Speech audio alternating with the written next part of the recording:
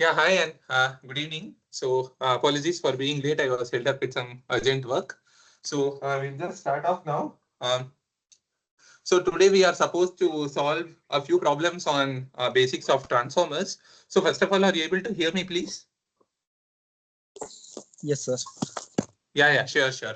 Yeah, and thanks for hanging around. I got held up with some work and there was an unexpected delay. So yeah, so I'll Okay, just sir. share my screen and yeah.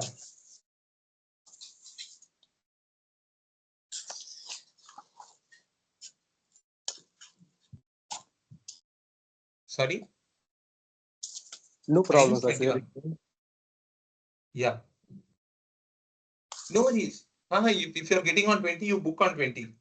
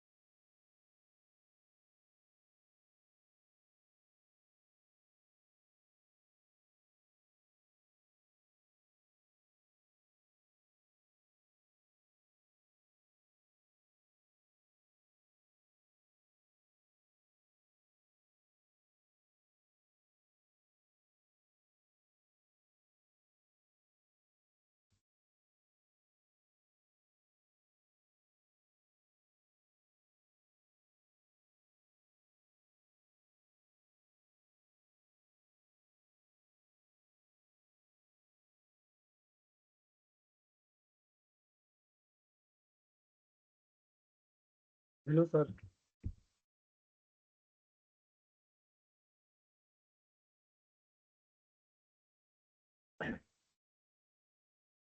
Hello, sir. Yeah, hi. Sorry, I forgot to open my mic. Okay, sir. Yeah, sure. Okay, so yeah, I was just telling that in the previous class we were talking about binary to octal conversion and mostly questions on digital electronics. So in this class, we'll be going into a bit of electrical engineering. So the first question is related to transformers. That is, yeah.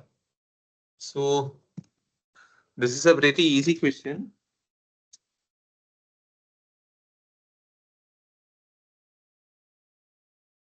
The maximum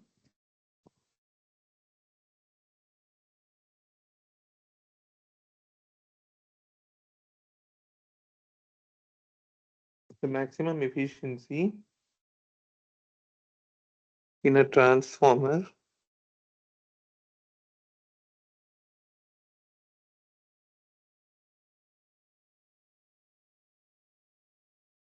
occurs when the load power factor is dash.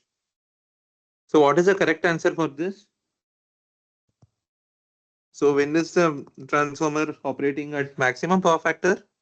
Is it at, I'm sorry, when is the transformer operating at maximum efficiency? Is it at zero power factor, unity power factor, or 0.5 lagging?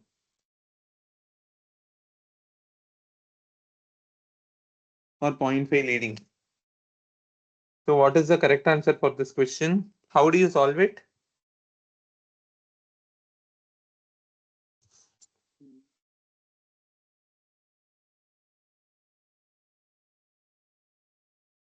I think unity.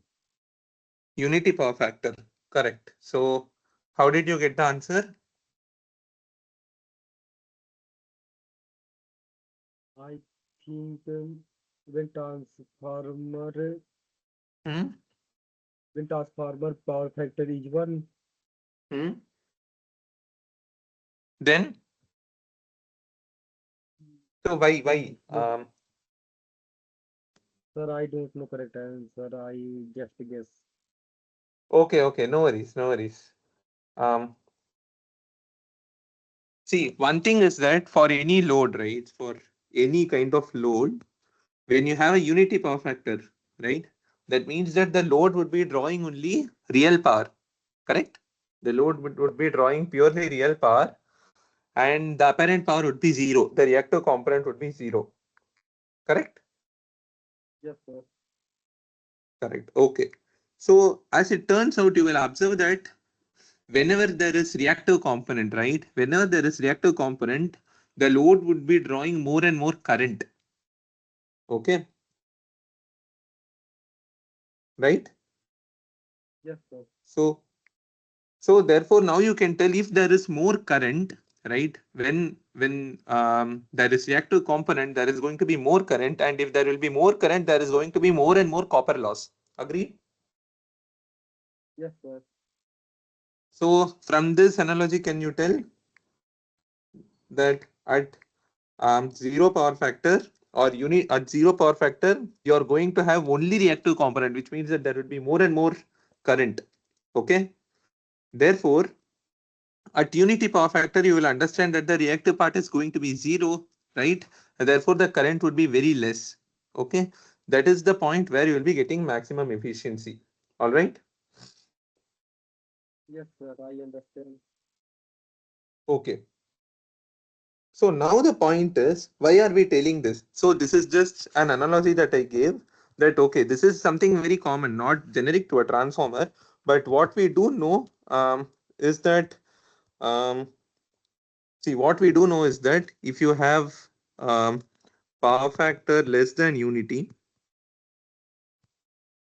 okay, power factor less than unity, you are going to draw reactive power into the system, reactive power in the system, okay.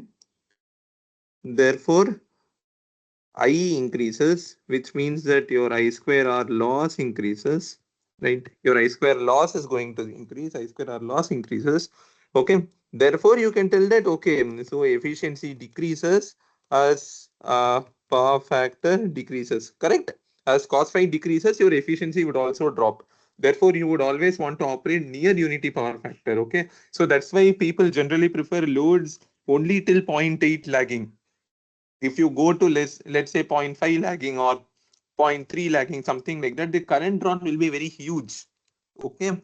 So that is why people prefer unity power factor. Why? Because if you have unity power factor, obviously you don't have any reactive power in the system, and more importantly, your current drawn would be more in case of more and more reactive power. But let's think from a transformer perspective. Okay, this is very general. Okay, it's like a general rule you could tell. Okay, general thumb of estimation, right? So the point is, if in terms of efficiency, correct? In terms of a transformer efficiency, So transformer efficiency. Okay. So what is the output? Output would be output power divided by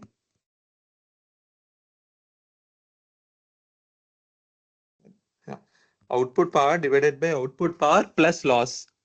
Correct? Output power plus loss. Okay. So now you know that output power, right? Output power is VI cos phi. Correct? Output power means the real power, real part of the output power. It is actually VI cos phi. Correct? So your output power would be maximum if your cos phi is maximum. Correct? So P naught increases as cos phi increases. That is power factor increases. Okay. So now from this, can you tell maximum efficiency eta max is obviously what when cos phi is equal to 1. So VI divided by VI plus loss. Okay. Do you agree with this? Yes, sir. So you see that even if loss is constant, right? Even if loss is constant, you see that the output power actually is higher at higher power factor. And that is why you always prefer unity power factor operation. Is this logical to you? Yes, sir. Great. Okay, so we will move ahead with the next question. So the next question is, okay. So the no load current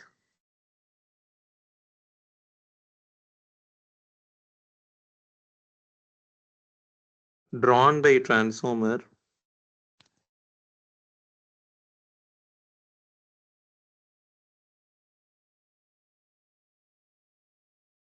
is usually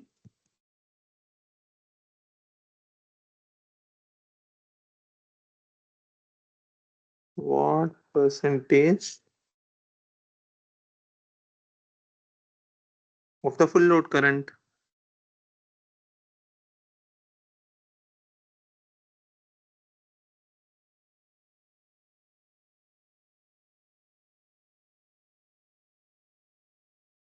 Okay, so no calculations over here. They are just asking for some typical values that you would want. 0.2% to 0.5%. So 2% to 5%, then 12 to 15%.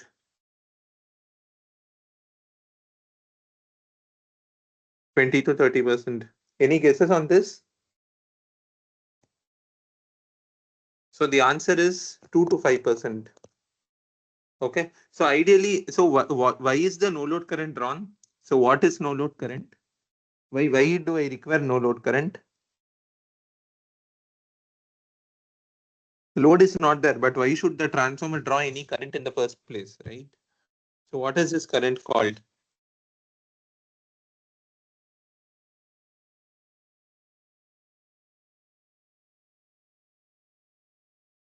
So this current is basically to magnetize our core. Okay. So you'd have heard about properties of magnetic materials. So one of them that we always study in class 12 itself is BH loop, right? You have a magnetic loop for any magnetic material. Okay. So based on that, you will be, or based on the material, you will be having something called retentivity, something called coercivity, and so on. Correct? Okay, sir. Okay. So you have retentivity, you have coercivity, and so on, right? So it's not a linear BH loop. You always have BH loop, which is something like this. So you'll be having something like, so this is your linear part, but in practice, you will be having something like this. Okay. So you understand that over here, right? Over here, there is some residual magnetism. Correct? There is a residual magnetism. It doesn't start at the origin always. There is a residual magnetism over here. So you know the concepts of coercivity and retentivity. So corresponding to that, in order to keep the core magnetized, right, you need to pass a current. Okay, and in order to demagnetize it also as well. So that is why you have no load current, and generally in power transformers you will see it to be 2 to 5%. Okay. Okay. So let's move on to the next set of problems. So we have got three problems over here, right? Mm. So the question is,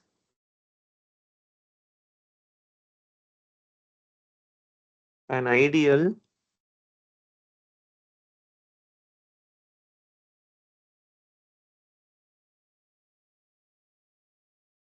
single phase transformer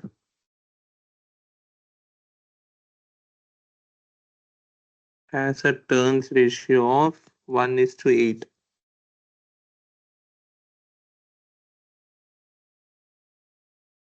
and draws a current of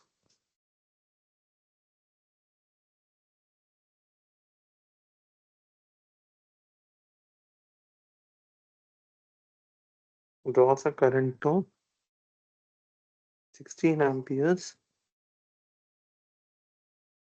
from 220 volts AC supply. Okay, so they have given the turns ratio and the current is 16 ampere from a 220 volts AC supply. Okay. So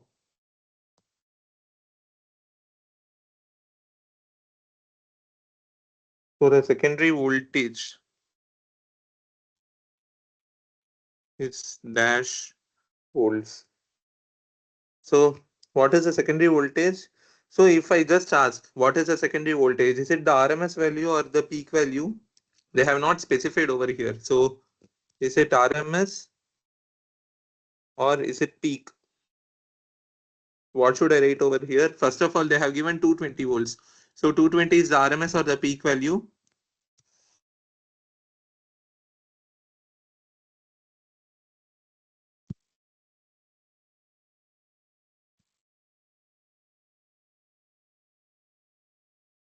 So 220 volts is the RMS value. Okay. So 220 volts is basically the RMS value. Okay. Right. 220 volts is the RMS value. And therefore, if they just ask for a number, right, it's always going to be your RMS value. Okay. If they ask for the number, it's going to be your RMS value. Okay. So V primary is 220 volts. Okay. And what would be V secondary? Your V secondary would be N into V primary. Correct? So your turns ratio is 8 or 1:8. Okay.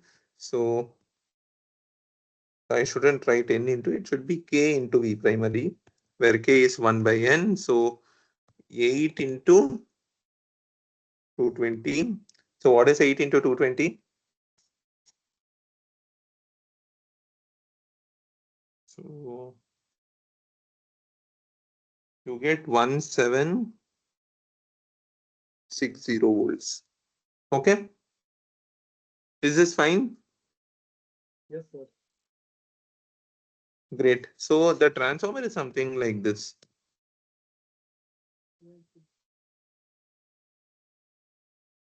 So they have given the turns ratio is 1:8. That is, if there is one turn on the primary, you are having 8 turns in the secondary. Okay, for every one turn in the primary, you are having 8 turns in the secondary. Therefore, there is more, there is going to be a step up operation, and that's why you are going to get 1760 volts. And that is, you are going to get a voltage which is multiplied by the transformation ratio. Okay. Okay. So this was pretty simple. So the next question is the secondary current. What is the secondary current?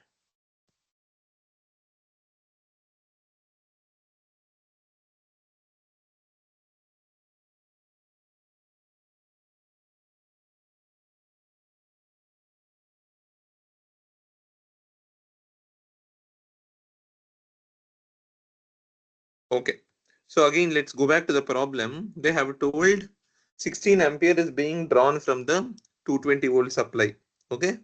So 16 ampere drawn from the 220 volt supply, which means that let's draw the transformer over here as well. So you are having a 220 volts AC supply. So this is obviously RMS, and you are having the transformer.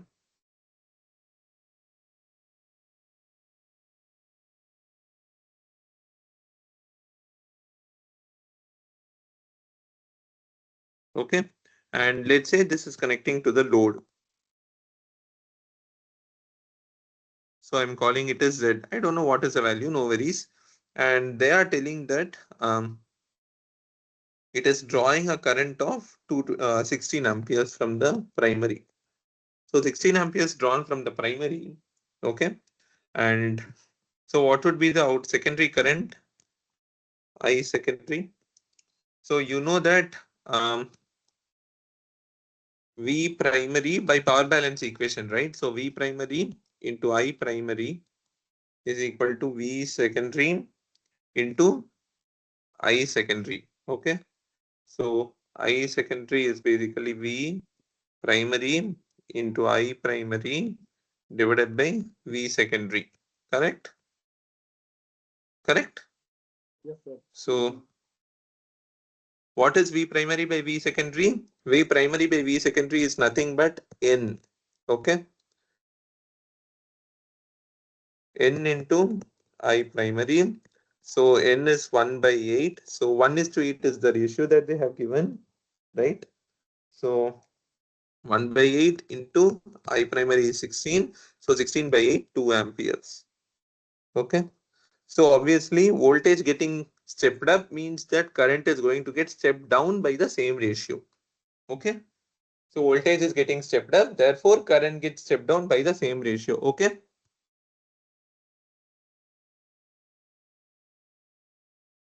Is this fine? Yes, sir. Okay. Again, these are all very simple problems anyway. So let's go ahead. The question is the power rating of the transformer. What is the power rating of the transformer? So transformer is rated in what? Transformer is rated in transformer is rated in watts, or transformer is rated in volt ampere, or what is the unit of a transformer, or volt ampere reactive? What is the unit of a transformer power?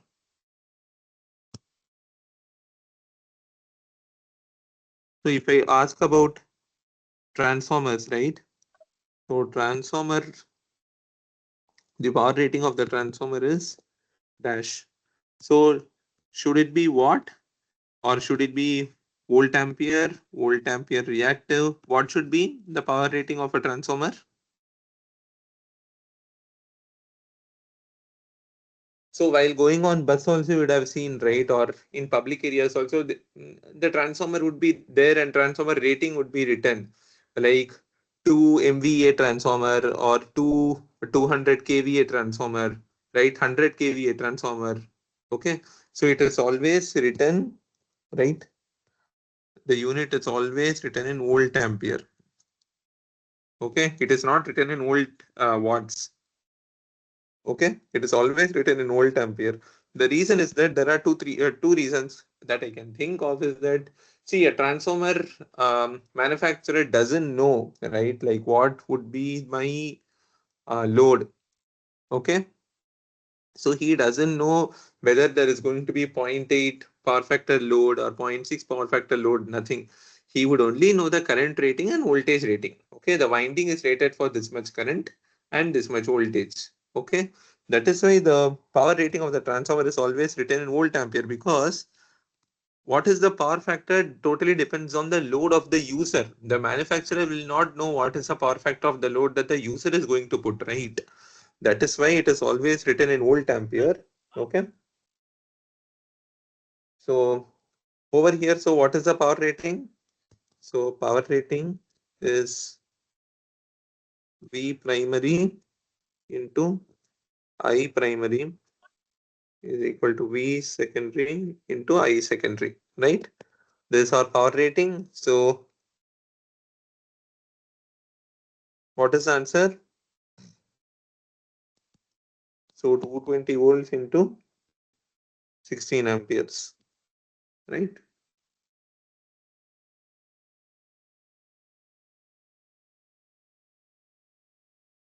Yeah. So I am getting 3520 volt ampere. Don't write watts. It's always volt ampere or 3.52 kilovolt ampere. Okay, is this fine? Yes, sir. Fine. Okay, again, this is again simple. So we'll go ahead with the next problem. Yeah, so where is my problem?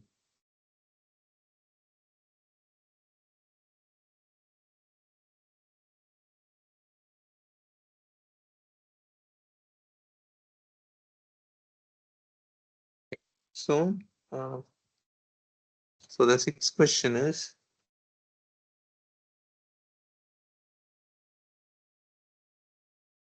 the no load current of a transformer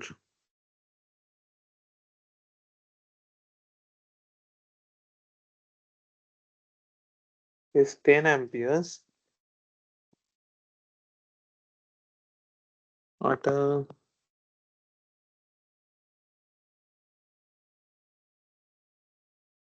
power factor of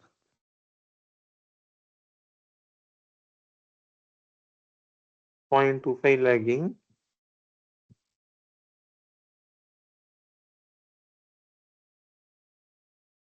When connected to 20 volts,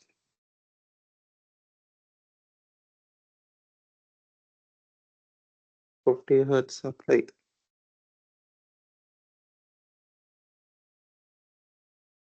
Okay, so the no load current is given and the power factor is also given. Okay, so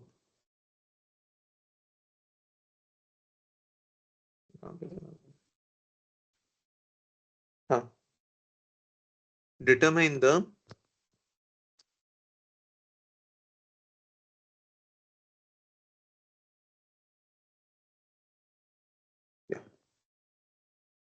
determine the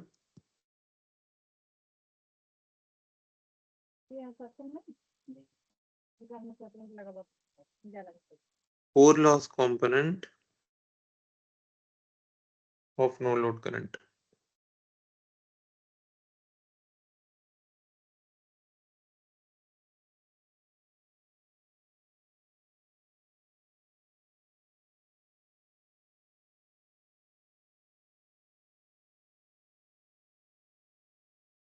Okay, in amperes. Okay, so we were talking about no load current earlier as well, but you know that if we take a transformer model, right? I'm drawing the transformer model just with the core loss component, okay, or with the no load current component. So you will be having supply over here, and before you give it to the winding, right? What you'll be having is a branch.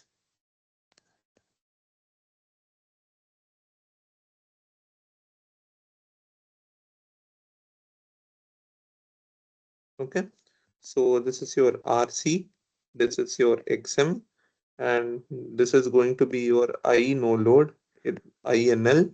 So this is IC and this is IM. Okay, so wait, okay, so this is going to be your I primary. So what they are telling is no load current is 10 ampere at a power factor of 0.25 lagging. So INL is 10 ampere and power factor is 0.25 lagging. Okay, power factor is 0.25 lagging.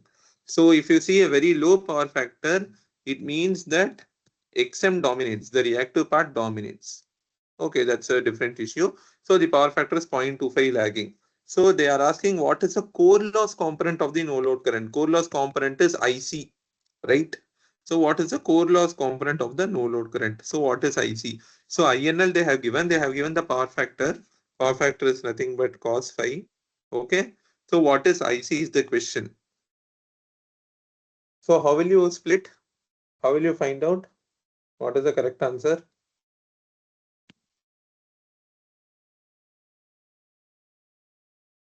So they have given you INL is 10 ampere and cos phi is 0.25 lag, right? This is your power factor. Okay. So cos phi is 0.25 lagging. And they are asking what is IC. So you know that INL is nothing but what? What is INL? It's a vector sum of IC and IM. Agreed? Is this fine? Yes, sir, fine. Yeah. So you see that IC is actually resistive, whereas IM is purely inductive, which means that if you want to do the rectangular sum, if IC is like this, correct?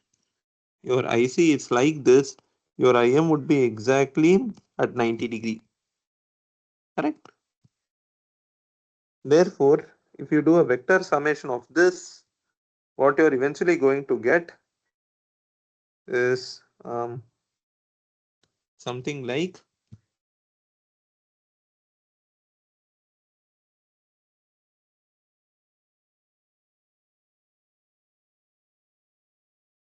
correct. So this is your INL. Okay. So now they have given what is my cos phi. Cos phi is 0.25 lagging. Okay. So this is your P. Okay. So you can understand that from this diagram itself, what is IC? IC is nothing but in magnitude. IC is nothing but I no load magnitude. Okay. Into cos phi. Agreed? Yes, sir. Okay. Which is going to be 2.5 ampere. Okay. So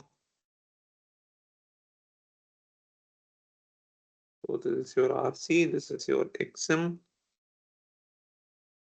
this is your I no load, this is your IC, this is your IM. Okay.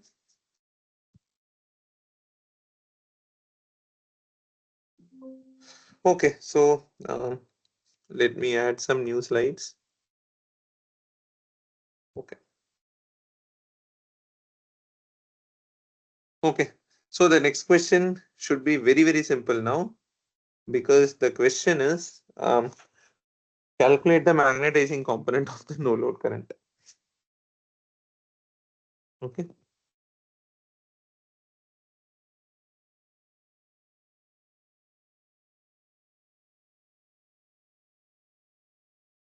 Magnetizing component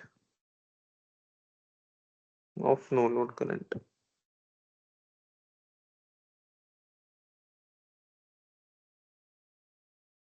in amperes.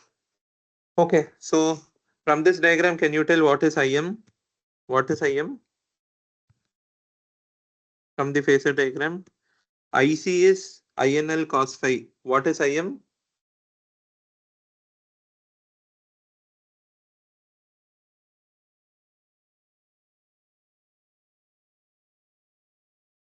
What is IM?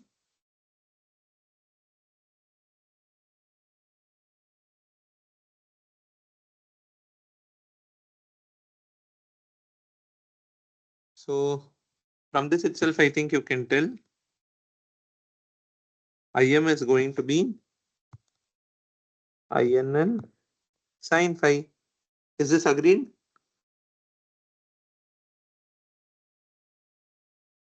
Is this fine? Yes, sir. Agree. Okay. So your IM is going to be INL sine phi, which is 10 into, so what is sine theta? Root over 1 minus cos square phi. So 10 into root over 1 minus cos phi square. Therefore, 10 into root over. So I am getting 9.68 amperes. Okay. Okay. So let's move ahead.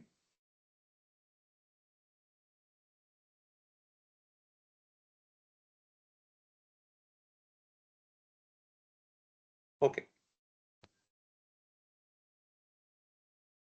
So the question is, so it's a set question for 3 question, right?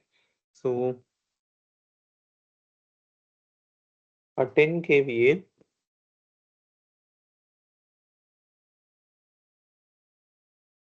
distribution transformer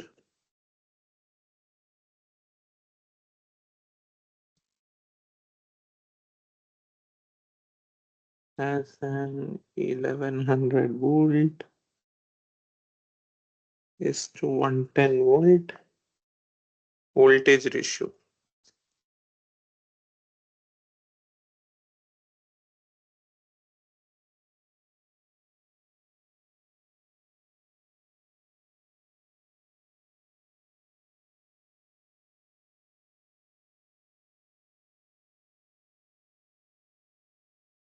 The primary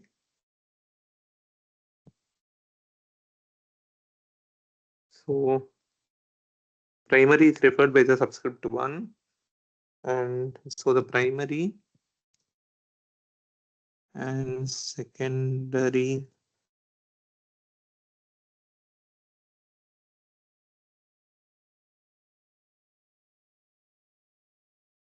side resistance and reactance for R1 equal to 0.05 ohm, R2 equal to 10 ohm, X1 equal to 0.06 ohm, X2 equal to 12 ohm.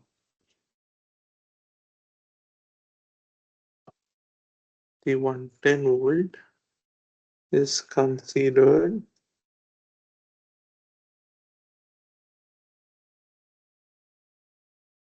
the primary side.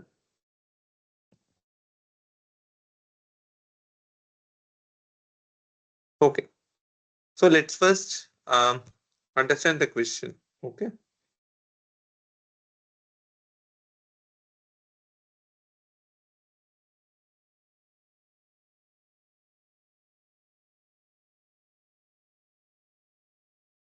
So the question is that 10 kVA distribution transformer has a 110 110 1100 volt is to 110 volt voltage ratio.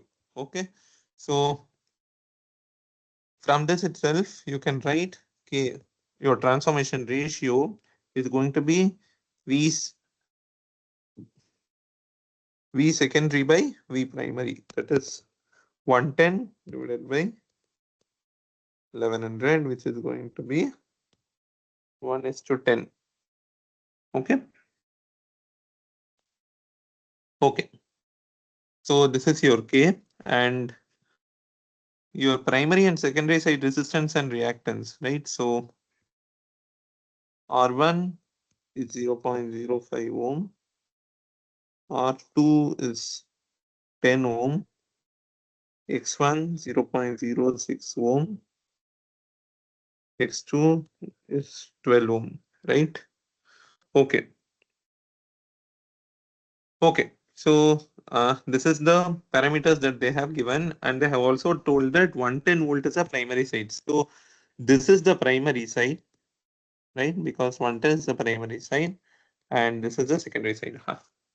1100 volts is the secondary side. Okay.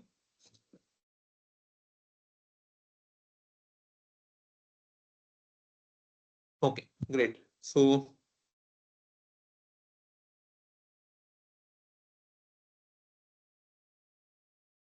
let's draw the equivalent circuit, right? So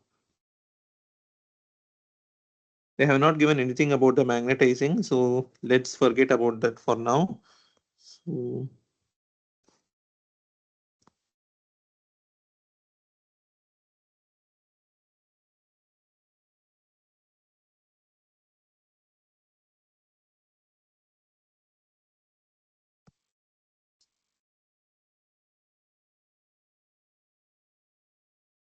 okay. And what they have given is primary side is 110 volt, secondary side is 1100 volt, which means that if this is 1, this is going to be 10. Okay. Because this is the 110 volt side and this is the 1100 volt side. Okay. So this is going to be 1:10. And they have also given that R1 X1 is 0.05. Let's call this JX1.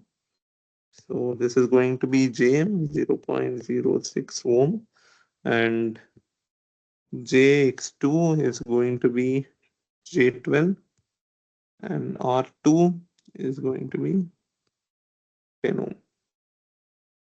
Okay, fine. So the question is,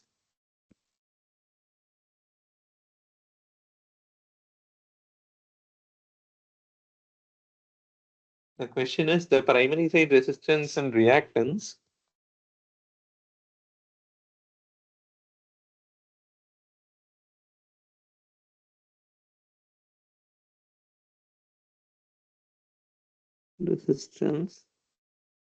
and reactance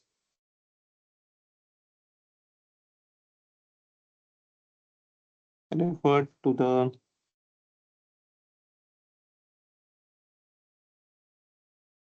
secondary side is dash. So option A, 5 ohm and 6 ohm, then 0.1 ohm, 0.12 ohm, 0.5 ohm, 0.6 ohm, and 10 ohm and 12 ohm. Okay. Okay. So the point is R1 is 0.05 ohm and X1 is 0.06 ohm. Okay. So if you refer it to the other side, secondary side, it becomes R1 dash, this becomes X1 dash. So what is R1 dash? What is X1 dash? Okay. That is, if I just draw the circuit, so you are having R1, JX1.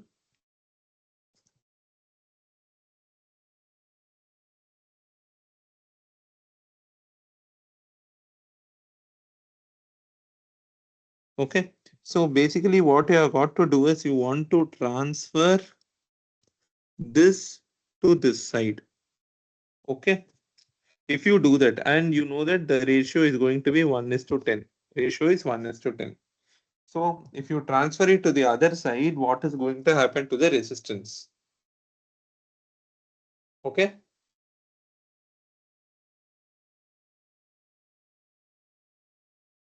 Okay. Sir, I guess the ratio is 10:1. No, they have told, okay, they have told it has a 1100 volt is to 110 volt voltage ratio. The last line is C. The 110 volt is considered the primary side. So 110 volt is the Okay. primary side. So 1100 is, yeah. So yeah, this Okay, is okay, quite sir. confusing actually. Yeah. Yes, sir. Yes, sir. Oh, thank Yeah, you for but clarification. yeah, sure.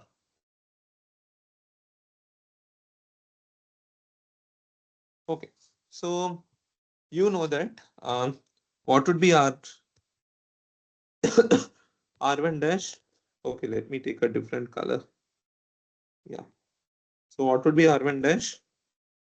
So R1 dash should be V secondary or V secondary divided by I secondary, right? I'm just writing instead of let's erase what is R and X. Let's write Z for Z. Z dash is going to be what? V secondary by I secondary.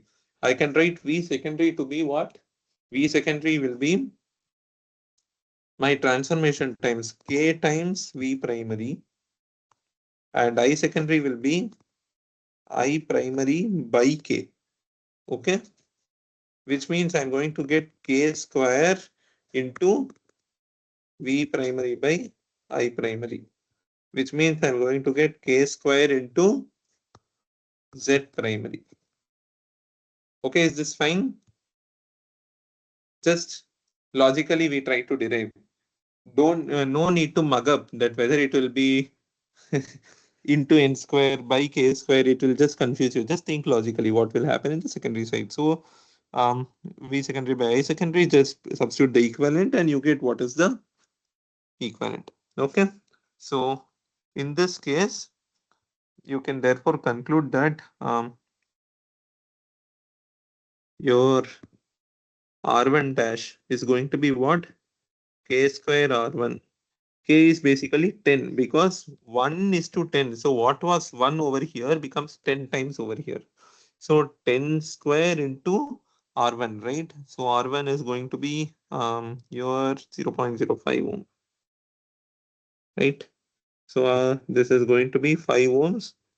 X1 dash is going to be K square X1, which is going to be 10 square into 0.06. That is going to be 6 ohm.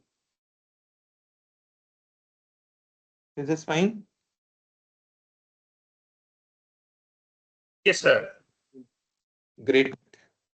Okay. So the next question is obviously the analogy of this question, or the complement of this question. So the ninth question is the secondary side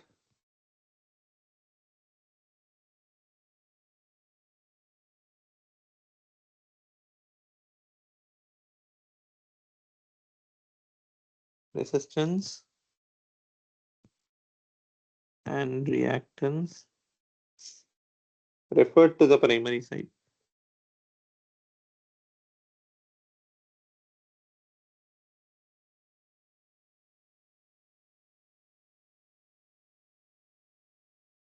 Is dash.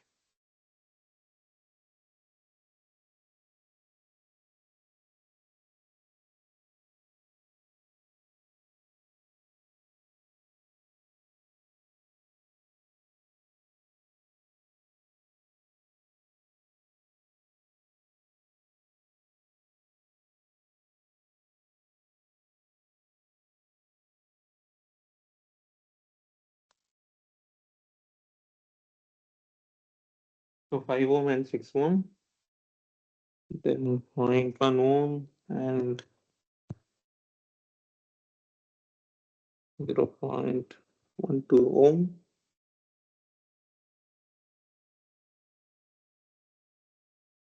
0.5 ohm and 0.6 ohm and 10 ohm and then 12 ohm. Same thing, the very same thing that you have on the secondary side now.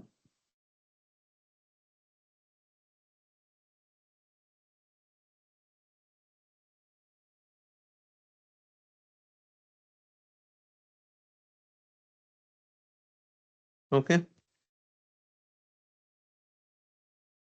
So you want to transfer it to the primary side, and you of course know that transformation is 1:10 is the ratio. Okay. So from the previous problem itself, you can write analogously directly that R2 dash, right? Okay, so let's name this is R2 JX2. Okay, so R2 dash, right? So it will be becoming R2 dash JX2 dash. Okay, so R2 dash is going to be R2 by K square, agree? And X2 dash is going to be X2 by K square. Okay, or if you forget what is the formula or anything, you can just directly derive, that is Z primary is going to be what? V primary by I primary, right?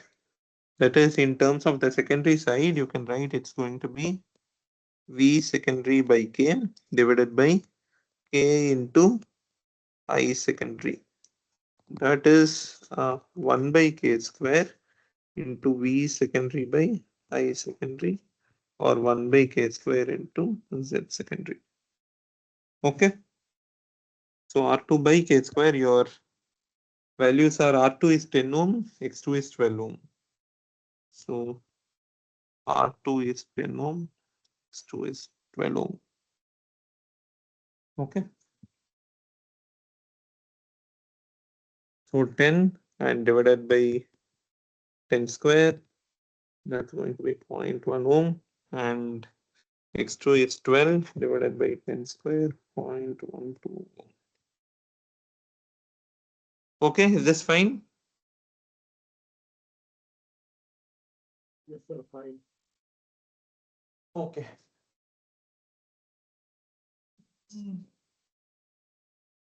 So we will go ahead with the next question. So let me add a few slides.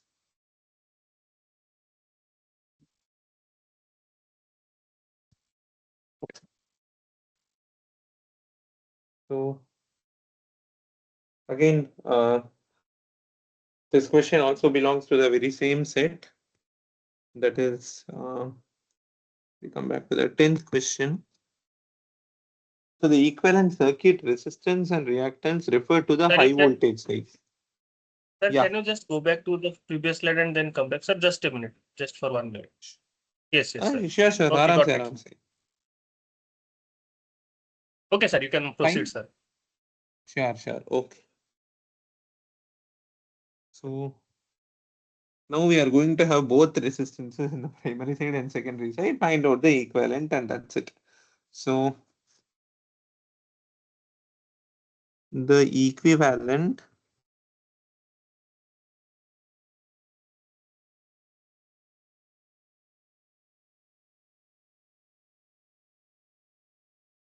circuit resistance and reactance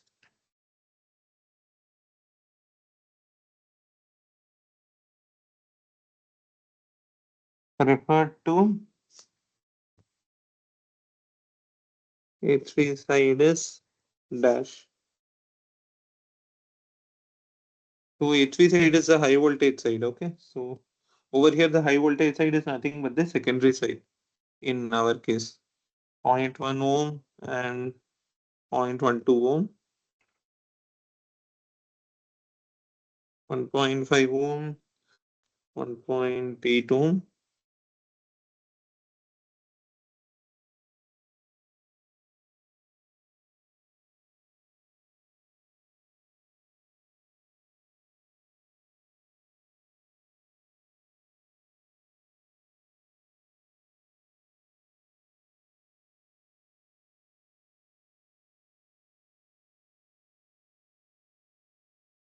Oh. So the equivalent circuit resistance and reactance refer to the H3 side as dash. Okay. So we drew in the first slide itself that, see, you will be having both the primary side resistance and reactance and the secondary side resistance and reactance. Okay. And you also know that this is the low voltage side, this is the high voltage side, which is the secondary side. So low voltage side is the 110 volts, high voltage side is the 1100 volts, 1100 volts. Okay. So HV side is nothing but the secondary side. So basically, what they want you to do is bring R1 JX1 to the secondary side, that is R1 dash JX1 dash, and then add it up with the existing resistances over there, okay, and find out the equivalent. Right? That is what you should be doing is, so right now you are having something like this, correct? So R1 JX1, then this is R2 JX2. So what they want you to do is bring the primary side to the secondary side. Okay. That is, this becomes R1 dash and the existing resistance R2, and over here it becomes X1 dash plus the existing inductance X2. Is this fine? Okay. So your R equivalent is going to be what? R1 dash plus R2. X equivalent is going to be X1 dash plus X2. So we found out R1 dash in the first question itself. That is R1 dash is 5 ohm,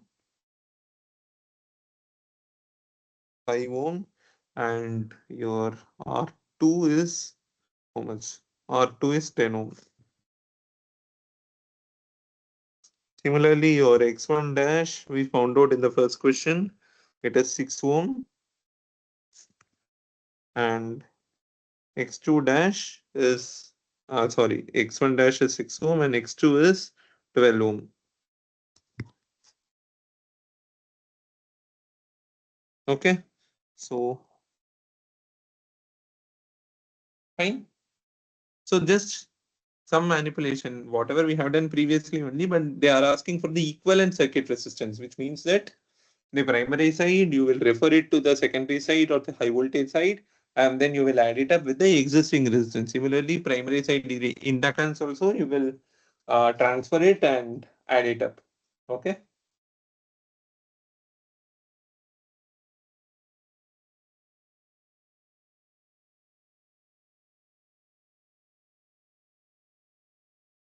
Okay. So we'll move ahead with the next question. Again, the complementary of this question, equivalent circuit resistance and reactance refer to the low voltage side. Okay. So let's move ahead.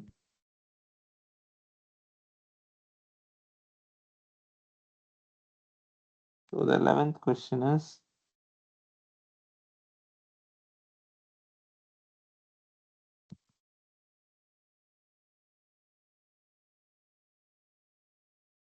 the equivalent circuit resistance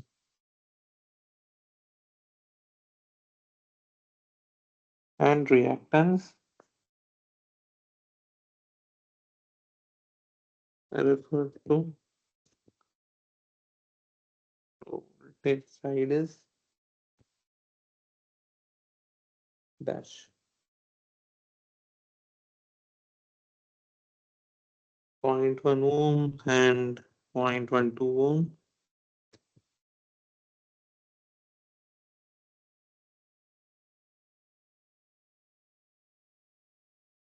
One 1.5 ohm and 1.8 ohm, 15 ohm, 18 ohm, and 0.15 ohm, 0.18 ohm. Okay. So the equivalent circuit resistance and reactance referred to the low voltage side is dash. So the same thing, whatever we did in the previous question, right?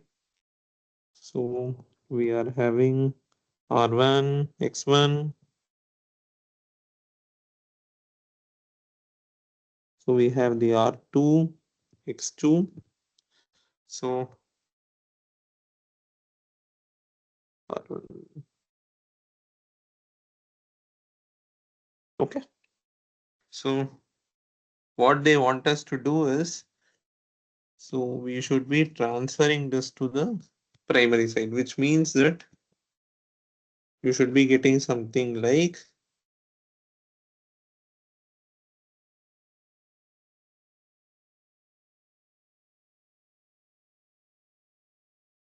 okay. So this is your R1 plus R2 dash. This is your X1 plus X2 dash. Okay.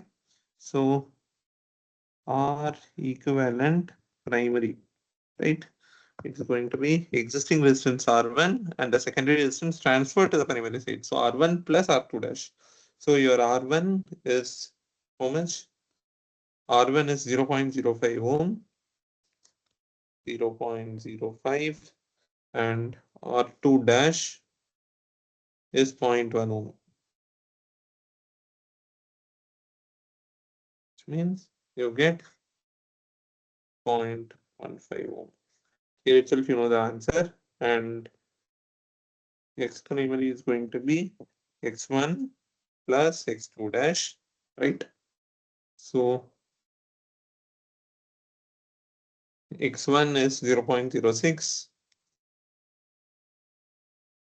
and X2 dash is 0.12. Okay.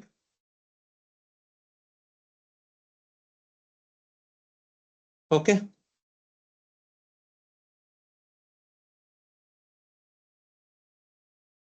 Is this fine? Okay. So just give me a 5-minute break. I will have some water and we will resume.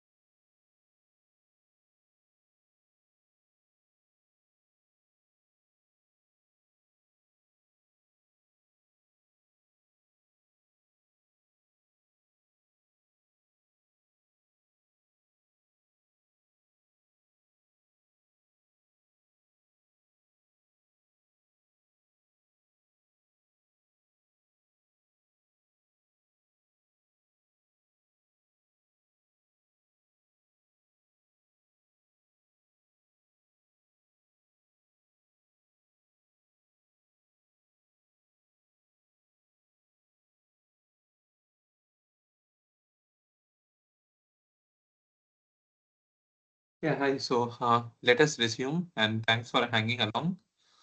So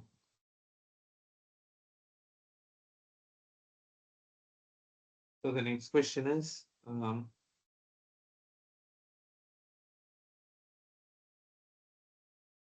yeah. So regarding short circuit test, yeah. Question number 12.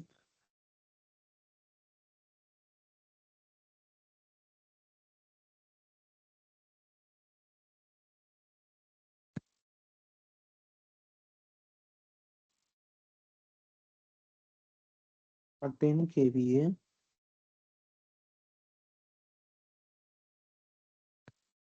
2200 bar 220 volt 50 hertz single phase transformer.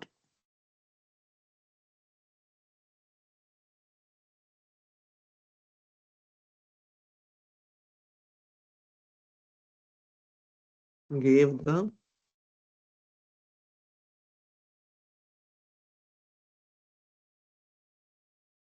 following data.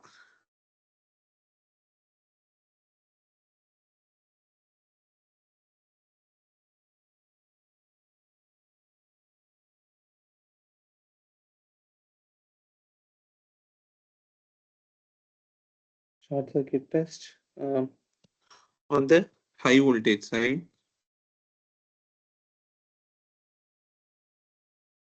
VSC is 70 volts.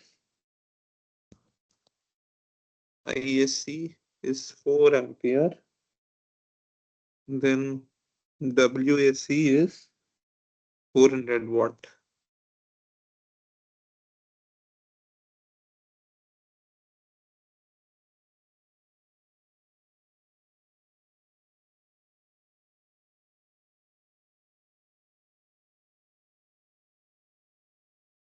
So the equivalent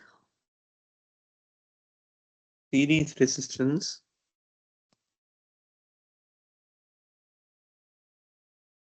of the transformer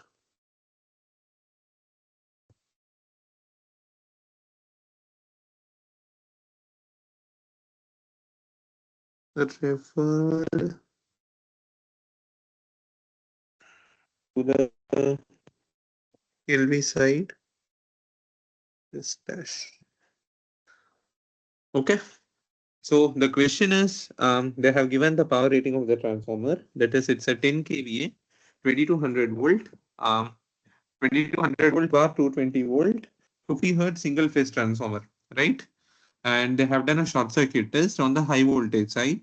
That is, they have got ISC of 4 ampere, WSC is 400 volt. The equivalent circuit resistance of the transformer referred to the LV side is dash. So let's draw the equivalent circuit. That is, you have the resistance, okay, and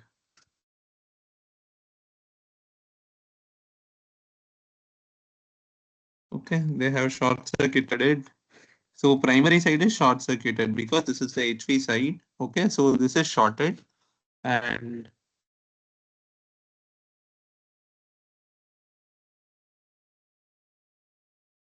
so this is something like this. And then you are having the supply over here.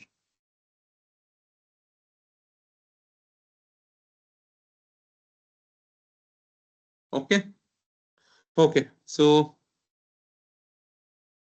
if we transfer this to this side, I can write or I can redraw this figure as something like this, and this will be the R equivalent or RSC, whatever you want to call. Okay. So what is the equivalent series resistance of the transformer referred to the low voltage side, right?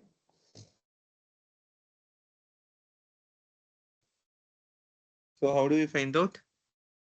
First of all, during a short circuit test, right? So during short circuit test, R equivalent, right? So R equivalent is going to be what? Your R equivalent is going to be basically WSC divided by ISC square, right? Because in a short circuit test, you'll be getting what is I square R, right? I square R is the only thing that happens during a short circuit. Okay, so R equivalent is WSC by ISC square. So 400 divided by ISC square is 4 square, right? So 400 by 16. This is how much? This is going to be 25 ohms. Okay. So this is the R equivalent that is referred to the HV side. Agree till this point? I am doing short circuit test on the HV side, which is this is the HV side, right? So the ratio is 10:1 because 2200 is to 220 is nothing but 10:1. Okay. So they are doing short circuit test on the primary side, right? So on the HV side, right? On the primary side, where there are a lot of turns, over there you are getting 25 ohms. Okay. You are getting 25 ohms in the HV side. So if you transfer it to the LV side, what would happen? If you transfer it to the low voltage side, so in the high voltage side, where there are number of turns, a lot of turns are there, therefore the resistance is higher. Okay, so you are getting 25 ohms, right? So R on the LV side is going to be how much? R on the HV side divided by 10 square, correct? We sorry, so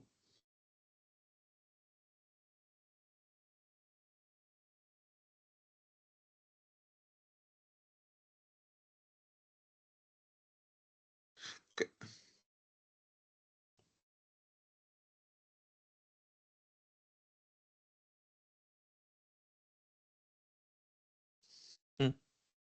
So your R on the LV side is going to be R on the HV side divided by your uh, K square, which is going to be R on the HV side is going to be how much? It is 25 ohms and divided by K square is 10 square. Therefore, you will be getting 0.25 ohm. Right? So imagine one thing, if there are a lot of turns, HV side has lot of turns, correct? HV side has a lot of turns, therefore lot of copper is there, therefore resistance is higher. Okay, whereas on the LV side there are lesser turns, okay, less copper, therefore your resistance is lower. Is this fine? Yes, sir. Fine. Okay, and we already saw that why this 1 by k square factor is coming. We did a derivation also in the previous questions. Therefore, in the HV side, if you see that the resistance is some value, on the LV side, the resistance would be much lower because there will be lesser number of turns, therefore lesser copper, therefore lesser resistance, right? Okay. So this is again basic logic only, and they have done a short circuit test. In the question also, you see they have done a short circuit test. So don't get confused by this VSC and all. So in short circuit test, there is going to be the rated current that's going to flow. I is going to be your I rated, right? This is your I rated. So at that condition, find out your resistance. So I square R is your loss. So entire loss component is going to appear, which is I square R. From that, you find out what is R equivalent on the short circuit side, referred to the HV side or the where you are doing the short circuit. Okay, short circuit side. So on the other side, which is the LV side, you have to just transfer it. Okay. Vice versa can also be true. Okay. Fine. So let's move ahead with the next question. So the next question is question number 13. So let's add few slides.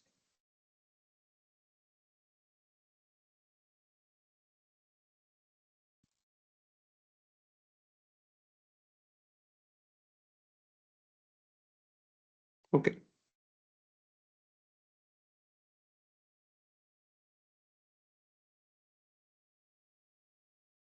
So question number 13 is a single phase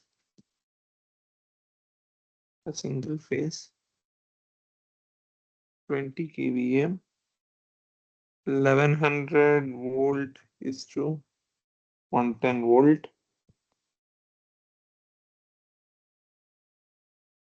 50 hertz distribution transformer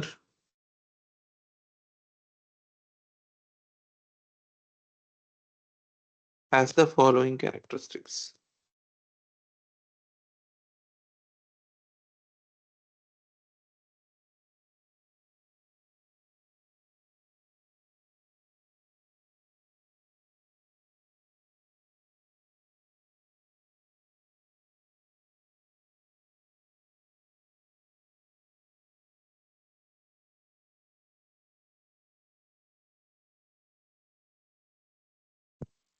So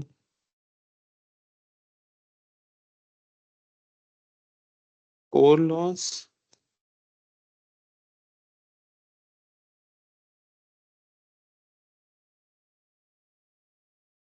at full voltage is 100 watt.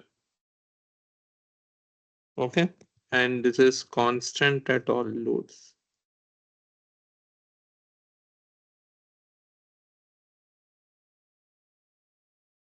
And copper loss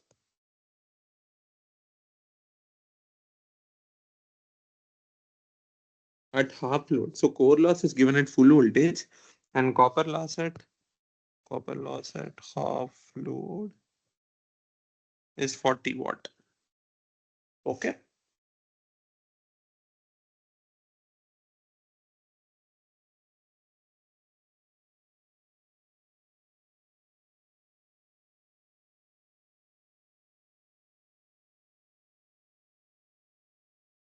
Okay. So determine the efficiency.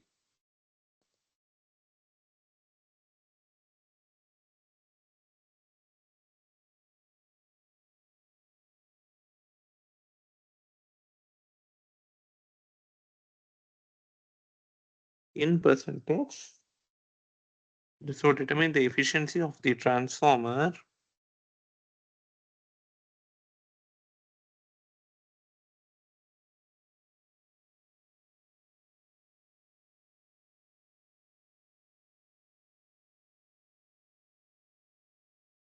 when it delivers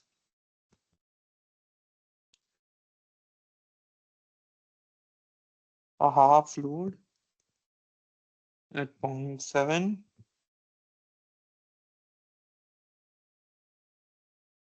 power factor lagging. So half load at 0.7 power factor lagging, and they have also given options.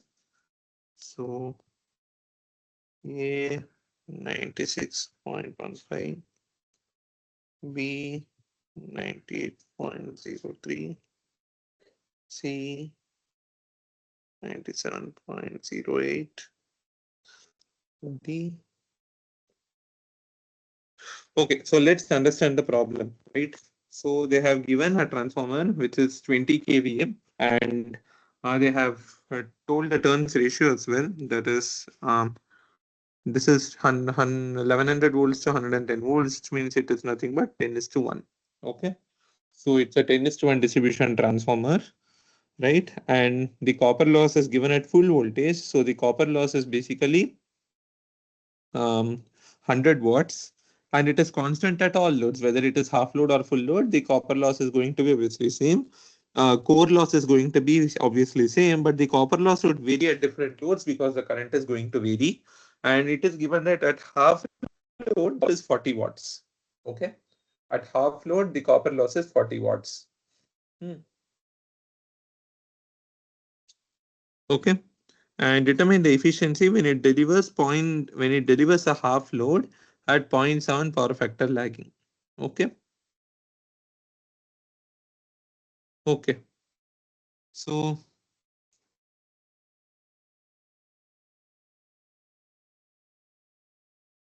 let's find out what is the efficiency. Efficiency is nothing but P out divided by P out plus P loss. Correct? Efficiency is nothing but P out divided by P out plus P loss. Right? So what is P out?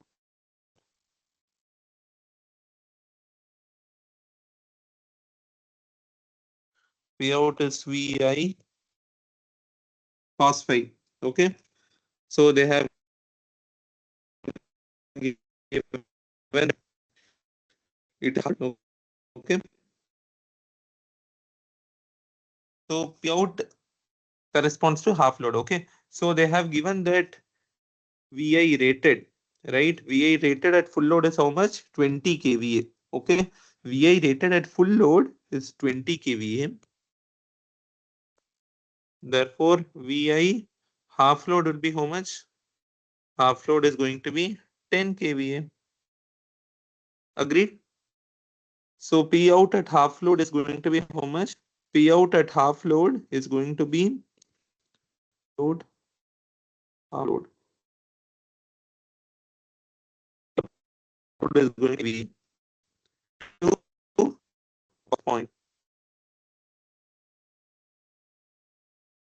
which is going to be 1 kilowatt. Agreed till this point? So P loss would be P core loss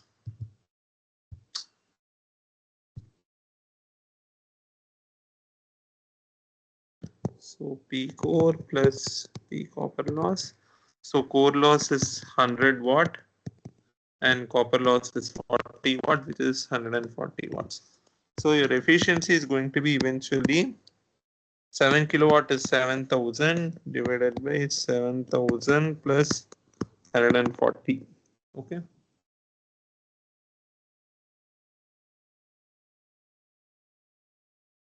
Which is going to be 98.04.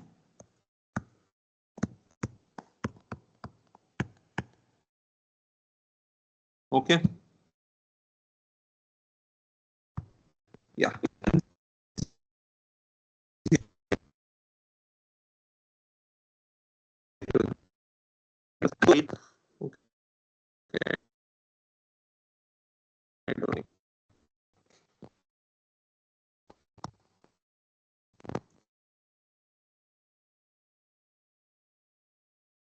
Okay. So rated is 20 kVA. Therefore, VI at half load would be 10 kVA. Okay, this is the main thing. VI at half load would be 10 kVA. Now you know what is the kVA rating. You know what is the kVA rating. So the kVA rating into cos phi, right? That is VI cos phi. Okay, that is 7 kilowatt. Okay. Is this fine? Yes, sir, fine. Okay, great. So the next question is obviously, so the next question is, determine the efficiency when it delivers full load.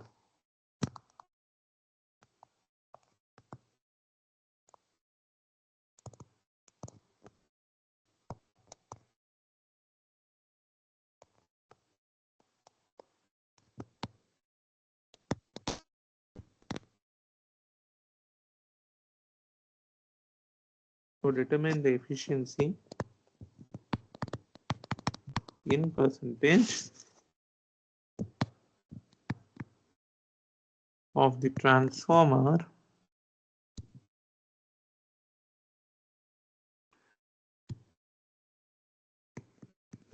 when it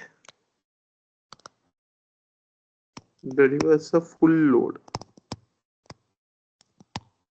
at 0.9 power factor lagging.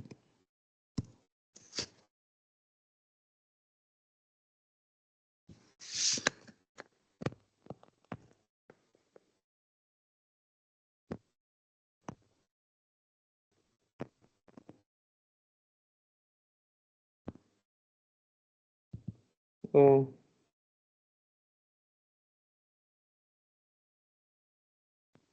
Okay, so mine is actually hanging a little bit, so 95.54 percentage. You have 94.32 percentage. Then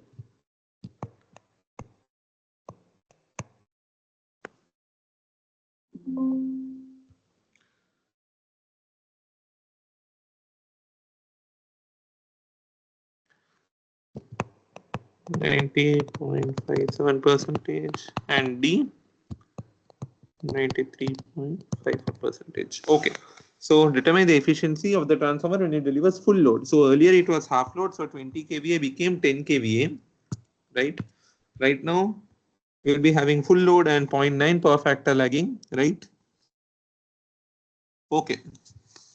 So once again, your efficiency is nothing but P out divided by P out plus P loss. This is something that's going to be fixed. So your P out is going to be what? VI cos phi, and VI corresponds to full load. Okay. So VI is full load. So 20 kVA into cos phi is 0.9 power factor lagging, which is 18 kilowatt. This is fine. So 20 into 0.9, which is 18 kilowatt. This is your P out. Okay. And your P loss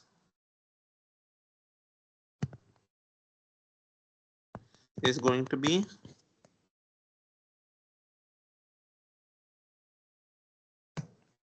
P copper loss plus P core loss.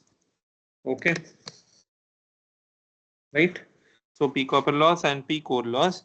So they have told that P core loss is constant at all loads. So core loss is 100 watts constant at all loads. So core loss is going to be 100 watts. No worries. But what about your copper loss? Right? Copper loss at half load it is 40 watts. So at full load, how much will it be? That is a question, right? So at half load, it is 40 watts. Okay. So at full load, how much would it be is the question. Okay. Okay. So P copper loss, okay, at half load, it is going to be 40 watts.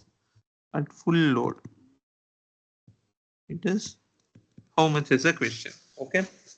So now you know copper loss is nothing but I square R. Okay. And in Newton loading, load is proportional to the I. Load depends on the current, right? If you tell the load is increasing, the current is increasing simply. Okay. Correct.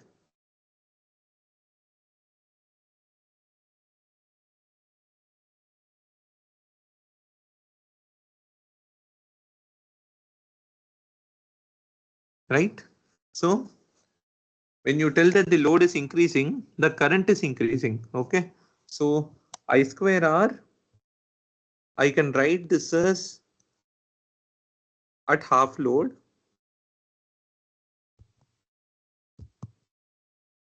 At half load, I is nothing but I by 2. Okay. So at half load, the P copper loss, P copper 1 is going to be what? I by 2 the whole square R. Okay. That is I square by 4 R. Okay. This is P copper 1. And P copper 2 would be how much? P copper 2 is directly I square R. Is this fine with you? Is this analogy fine? At half load, the current is I by 2.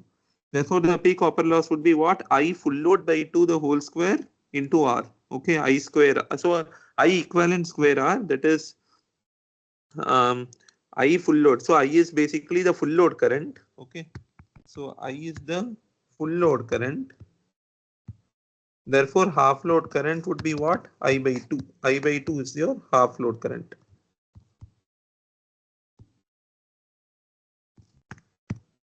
Okay. So I by 2 is your half load current. So your half load current is I by 2. Therefore, copper loss would be I by 2 square R, which is I square by 4R. Whereas at full load, it's going to be I square R directly. Okay. So you know that I square R by 4, right? That is half load. At half load, the loss is 40 watts. Therefore, at full load, I square R is going to be 4 into 40 watts. That's going to be 160 watts. Okay. So P copper loss is going to be 160 watts. Okay. So your total loss, P loss, is going to be how much? 160 plus 100. That's going to be 260 watts. Did you understand this analogy of copper loss? So copper loss is basically proportional to the square of current. Okay. So that you should remember. That is why if the load doubles, then the copper loss will be into 4 times. You got it? Yes, sir, got it. Okay. Please do remember. It's a very, very important concept.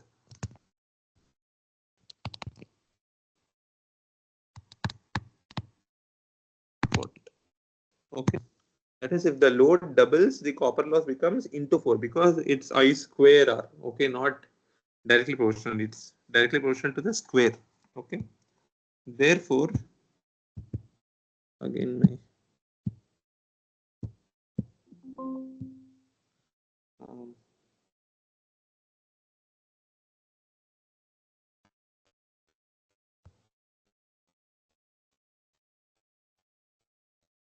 okay. Therefore, your overall efficiency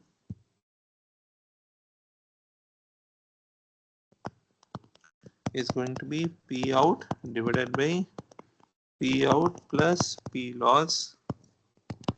Okay, so we calculated what is P out. P out is VA cos phi at full load 20 into 0.9, 18 kilowatt. So 18,000 watts divided by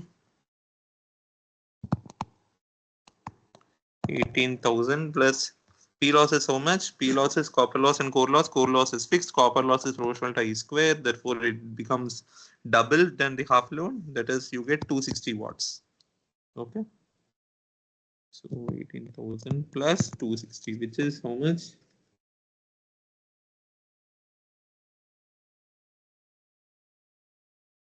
So you get 98.58%. Okay. 98, yeah. 98.58%. Okay. Okay. Is this fine? Yes, sir, fine. Okay. So let's come over to the last question for the day. For the same question, for the same subset only, for the same set only. The question is, the maximum efficiency of a transformer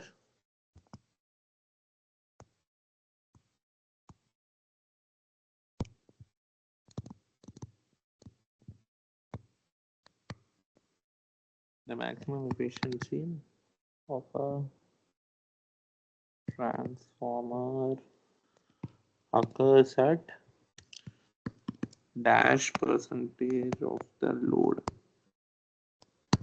Okay, so what is the percentage of the load when the maximum efficiency is achieved?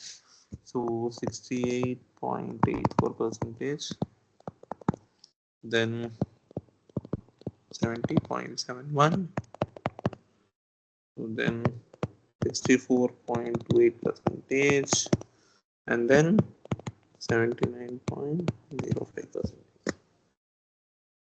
Okay.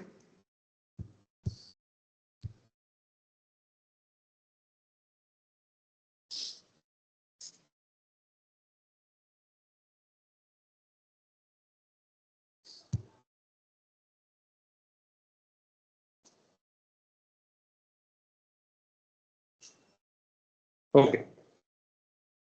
So you know that for maximum efficiency, right? For maximum, to achieve maximum efficiency, your copper loss should be equal to core loss. Agreed? Is this fine? To achieve maximum efficiency, to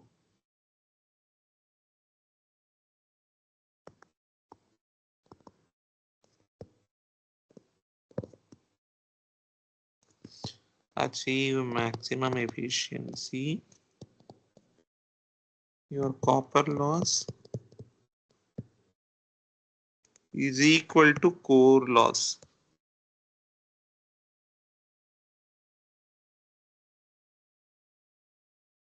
Okay. Is this fine? Yes, that's fine. So do you know why this is the case? For maximum efficiency, copper loss should be equal to core loss. How you are getting this? Is this, do you know this?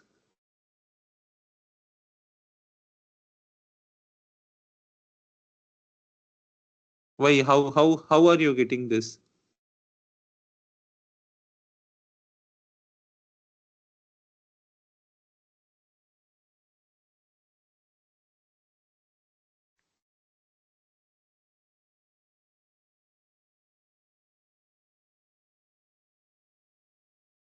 Okay.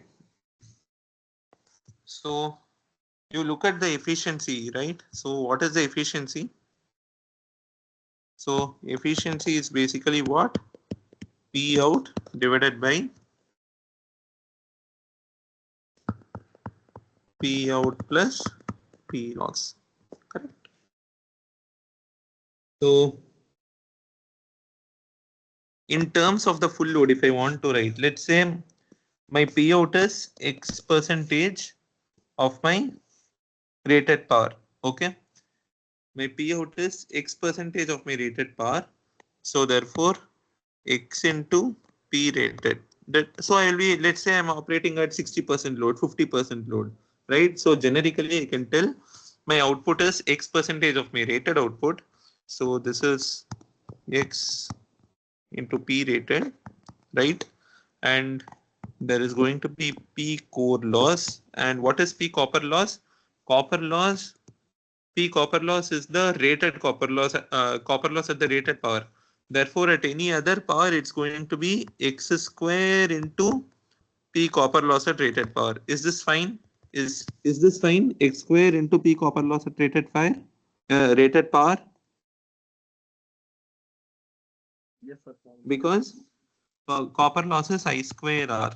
Therefore, at any other load, so at, let's say at X load, this is at full load, right? At X load, your copper loss would be how much? X into I, the whole square into R, right? Therefore, it's going to be X square into P copper loss at full load. Okay, fine. So now you want to get what is the maximum efficiency, or to achieve maximum efficiency, what is the load, what is X, so that you achieve what? So what is X? What is the percentage load? What is X? So that eta max is achieved. Okay. To find out the maxima of a function with respect to a variable, what you do, you basically differentiate it, d eta by dx. Okay. D eta by dx should be equal to 0. Okay. So you do it, right?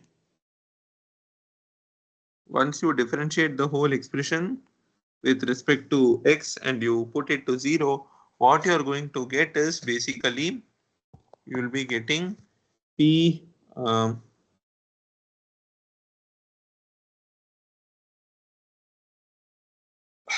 P core loss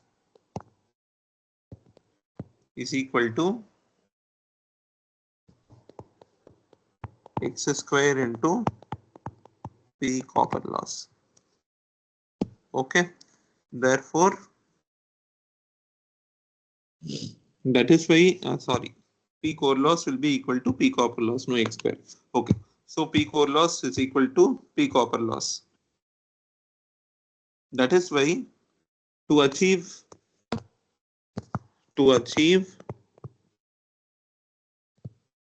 eta max, your P copper loss is equal to P core loss. Okay. See, core loss is fixed. Core loss is fixed. So at what percentage of the load do you get this? You will be getting this when you will be getting this when x square into P copper loss at full load is equal to P core loss. Therefore, x is equal to what? X is equal to root over P core loss divided by P copper loss at full load. Are you understanding this? This is a derivation. Okay. So you know the output power at any random value x or any load x. Therefore, the efficiency is x into the rated output divided by x into rated output plus P core loss and x square into P copper loss. X square into P copper loss at that load, right? P copper loss is PCU is the copper loss at full load. Therefore, x square into PCU is the copper loss at that load. Okay. Then you basically differentiate it, equate it to 0. You will be getting P core loss equal to P copper loss. Okay. So at that load only you will be getting maximum efficiency. Okay. So your efficiency max is going to be x into P full load, x into P naught, x into P naught plus copper loss and core loss. They are both same. Therefore, 2 into P core loss.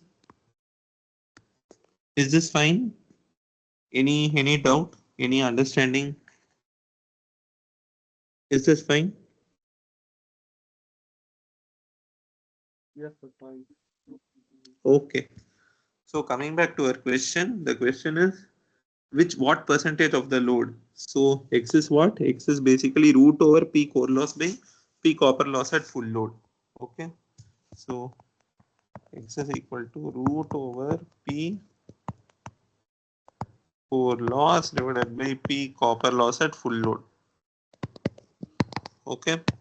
So core loss is what? Core loss is 100 watts and copper loss at full load, right? So copper loss at full load, we saw that it is how much?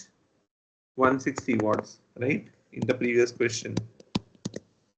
So at half load, it was 40 watts. Therefore, at full load, it is 160 watts. So 100 divided by 160, which is 10 by, sorry.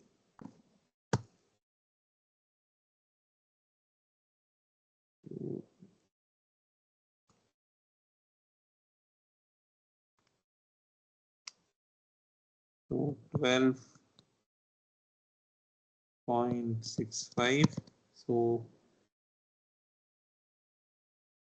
it is around 79.06%. Okay.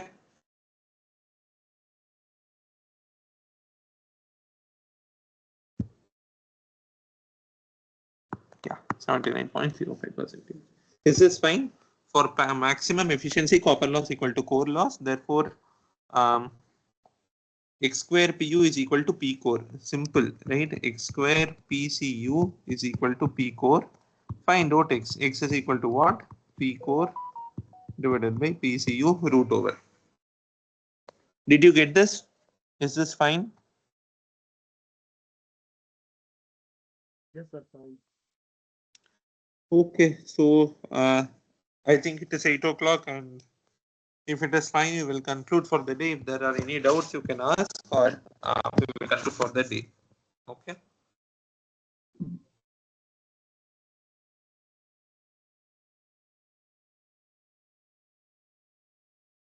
No doubt, sir. Just conclude. Good night, sir. Sorry, just. No doubt, sir. Good night. Okay, okay. Thank you. Okay. Good night. Have a great week ahead.